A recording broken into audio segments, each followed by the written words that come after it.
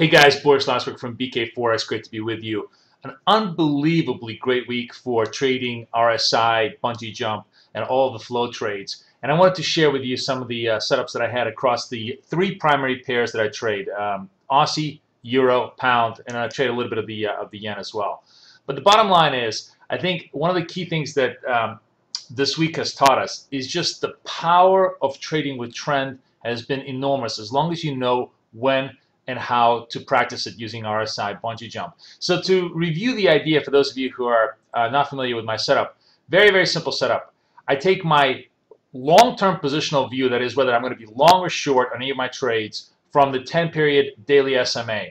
And then I simply look for the RSI value to come down to 35, and I short at 35, the exact opposite of what everybody else does, or to rise up to 65 and I get long at 65 or higher, again the exact opposite. I'm basically, to put it very simply, buying tops, selling bottoms, trying to buy high, sell higher, and sell low and sell lower in order to take advantage of the continuation in the currency markets. And generally that's been an absolutely awesome trade over the last, really since the start of May, even though I think most people are incredibly frustrated in the currency market because they're simply not able to extract the short-term positional profits that have been available for anybody who's been trading the RSI bungee. So the way the setup basically works is I follow a very simple formula. I call it the 50-30-70 formula, or the whatever 30-50-70 formula if you want to go in numerical order. The idea is this: I don't get greedy. I take only 30 points of profit. I put a 50-point stop to give myself plenty of room to not get shaken out by market noise, and I try to hit 70% accuracy. If you can follow this formula, 30, 50, 70, you are net profitable every 10 trades you make, and you start to really accumulate nice equity in your account. Obviously, this was a superb week for this kind of a strategy. I wanted to show you a couple of trades. The Aussie was absolutely the best trade for this kind of trade. You can see I started out, and trust me, I missed a ton of trades. This is my what I call my junk account, my experimental account. In my real account, I'd actually taken a lot more trades than I took in this one because I was a lot more serious about it. But I take trades in this account specifically to show you that I trade with real money, real time, and market on the charts.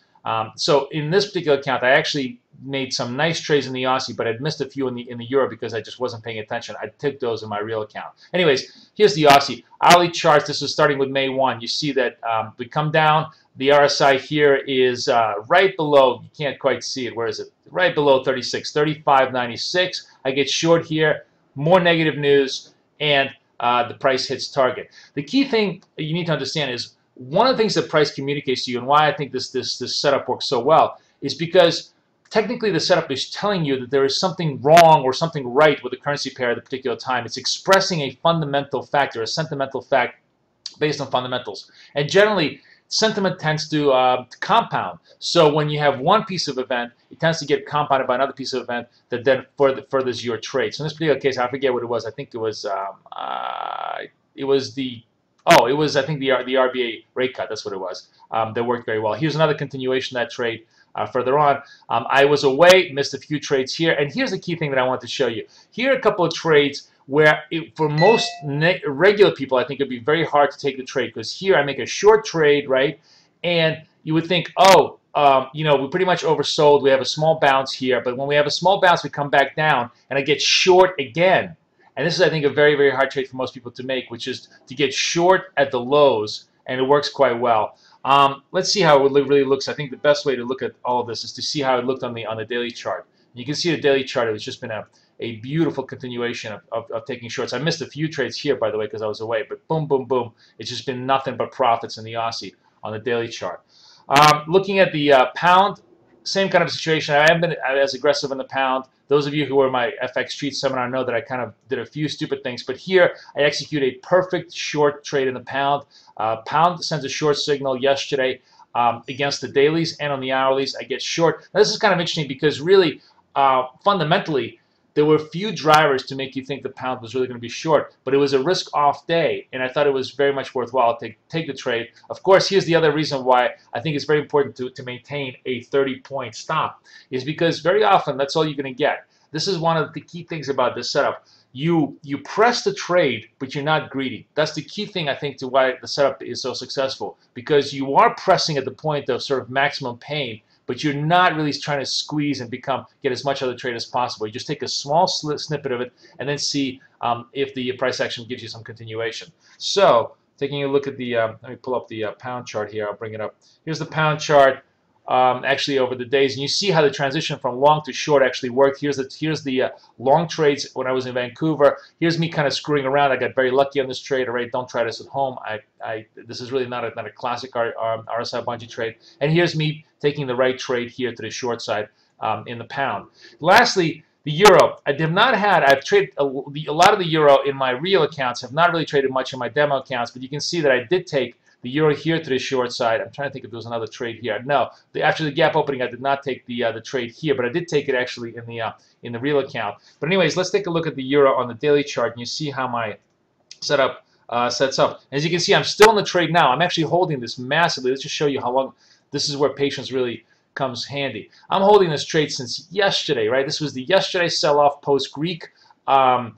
Fears of a Grexit, of Greek exit from the Eurozone. We have a sort of a counter trend bounce, which has been very, very weak. Another counter trend bounce, which has been very weak. Have not been able to take me out of my stops. I'm still staying in the trade. Now, maybe we finally consolidate and have a short covering rally when the Greeks all agree to stay in the euro and pay, usurious fees to the rest of the union. But I doubt it. And I think the pressure here can still be to the downside. So we'll see if my short plays itself out. Irrespective, one of the things that people ask me is, do I stay in the trades for a very long time? And I do, because remember, you're trading basically big flow in the direction of the little flow. And since the big flow trade, the big flow meaning that the larger trend remains to the downside, I am remaining in that trade. And that is pretty much how I stay in that trade in the euro. So that's how it's set up this week. It's really been what I call an RSI balling week. We made pips all over the place. I think I made, conservatively close to about 200 pips this week. And it's still Thursday, so there's still pippage to go, hopefully. And I wish you guys the best of luck and the best of trading. Come join us at bkforex.com.